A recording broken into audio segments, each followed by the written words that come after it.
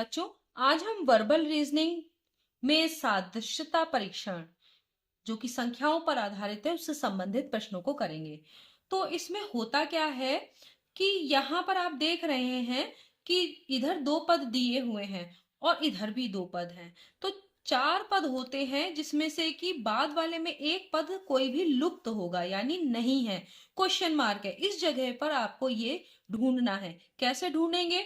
जैसा कि इन दोनों में आपस में संबंध है इस बार पहले और दूसरे में, वैसा ही तीसरे और चौथे में होना चाहिए। तो अभी हमको यहाँ पर जो पद आप ढूंढेंगे वो इन चारों विकल्पों में से कोई एक होगा। तो चलिए इसको और समझने के लिए प्रश्नों को करके देखते हैं। तो यहाँ पर लिखा है 49, तो 49 और यहाँ लिखा है 81। तो ध्यान दीजिए कि 49 जो है वो 7 का वर्ग है। किसका वर्ग है? 7 का वर्ग 49। और 81 किसका है? ये 9 का वर्ग है। यहां देख रहे हैं 64 किसका वर्ग है? 8 का वर्ग। यहां देखिए 7 और 9 यानी 7 के बीच में एक गैप है। ठीक है, 7 का वर्ग 9 का वर्ग। तो यहाँ पर 8 का वर्ग होना चाहिए, फिर किसका वर्ग होना चाहिए? 10 का वर्ग होना चाहिए। तो देख रहे हैं जैसा संबंध 7 और 9 के वर्ग में है वैसा ही यहाँ पर 8 और 10 के वर्ग में होगा। तो यहाँ पर आंसर क्या आना चाहिए? 100। 10 का वर्ग क्या होता है? 100। तो आपने इसको कर लिया। देखा आप किस तरह से इसको रिलेट करेंगे, कैसे ये दोनों के संबंधों को समझेंगे और उसी हिसाब से वैसा ही यहाँ पर भी आपको फॉलो करना है। यहां देखिए 17 और 119। तो आपको अगर पहाड़े याद हो 20 तक तो आप इसको कर सकते हैं। 17 सत्ते 119 होता है, आपको पता होगा। तो 13 सत्ते कितना होगा? तो 13 सत्ते आपका होगा 91। तो ये जो है आपका पहले वाले की 7 से गुणा करने पर प्राप्त हो रहा है। तो यहां भी 13 की 7 से गुणा करेंगे तो ये आपका आंसर हो गया। ठीक है, अगला वाला देखते हैं, तीसरा। इसमें क्या हो रहा है? 675 और 18 को कोई कॉम्बिनेशन ऐसे नहीं बन रहा, लेकिन यहाँ कुछ ना कुछ तो संबंध होगा, तो आपको वो पहचानना है। तो यहाँ पर देखिए, अगर यहाँ पर देखिए 6 और 7 को अगर आप जोड़िए तो 7 और 6 क्या होता है? 13। तो 13 में 5 और जोड़ दीजिए तो आता है 18। यानी यहाँ करा क्या गया है? ये जितने भी अंक लिखे हैं संख्या में उनको जोड़ दिया गया है, और जोड़ने पर क्या आ रहा है? ये वाला आपका जो दूसरा पद है वो आ रहा है। तो इसी तरीके से यहाँ पर इनको भी जोड़ दीजिए। तो अगर जोड़ेंगे तो 8 4 12 और 1 13। तो यहाँ कितना आना चाहिए? 13। तो यहाँ पे आएगा आपका 13। तो ये आपको समझ में आ गया कि आपने अलग अलग तरीके से हम जो प्रश्न है वो मैंने लिए हैं ताकि आपको समझ में आ जाए कि हमें क्वेश्चंस को कैसे करना है। अगला देखिए, इसमें है 11 और 121। तो 11 का आप जानते हैं 11 का वर्ग क्या होता है? 121। तो ये 289 यानी 289 किसका वर्ग है? तो आप जानते हैं कि ये 17 का वर्ग है। अगर आपको 20 तक के वर्ग संख्याओं के आते होंगे तो आप ये कर लेंगे। यहां पर देखिए ये क्या हो रहा है? 3 और 24। तो 3 अट्ठे 24 होता है। 8 से गुणा करने पर 24 आएगा, लेकिन 5 की 8 से गुणा करेंगे 40, यहाँ कहीं नहीं आ रहा। तो इसका मतलब ये संबंध नहीं है।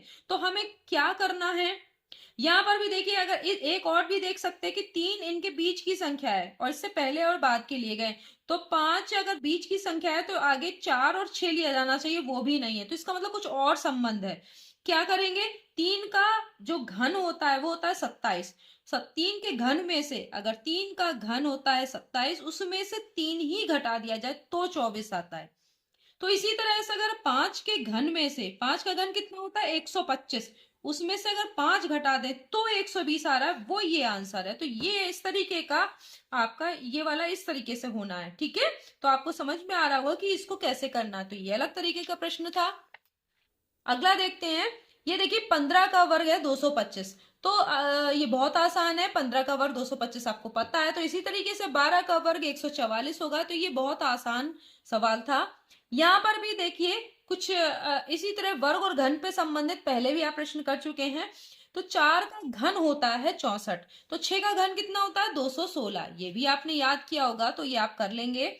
6 और 18, तो 4 का किससे संबंध है? ध्यान दीजिए कि 6 और 6 तिया 18। तो 4 तिया 12 कहीं भी नहीं आ रहा, इसका मतलब ये इस तरह से नहीं होगा। एक और संबंध हो सकता है, 6 का वर्ग कितना होता है? 36। 36 का ये आधा है।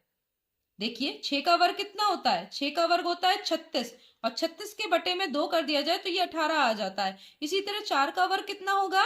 अगर हम 4 का वर्ग करेंगे तो होगा 16, और 16 का आधा कर देंगे तो कितना आएगा? 8। यहाँ पर ऑप्शन है, तो ये इस तरीके से होना है। अगला वाला देखिए, ये वाला बहुत आसान है, देखने में बहुत मुश्किल लग रहा है, लेकिन यहाँ पर देखते ही आपको पता चलेगा कि ये अगली संख्या जो लिखी है वो अंकों को एक एक कम करके लिखी है। देखिए यहाँ 7 था तो यहाँ कितना हो गया? 6, एक कम। यहाँ 5 था तो यहाँ कितना हो गया? 4। तो यहाँ 2 है तो यहाँ कितना हो रहा है? 1। यहाँ 8 है तो कितना हो रहा है? 7। एक एक कम होता जा रहा है, तो अगली वाली यहाँ कितनी होगी? 4 की जगह 3। तो देखिए 3 किस में आ रहा है? यही होगा।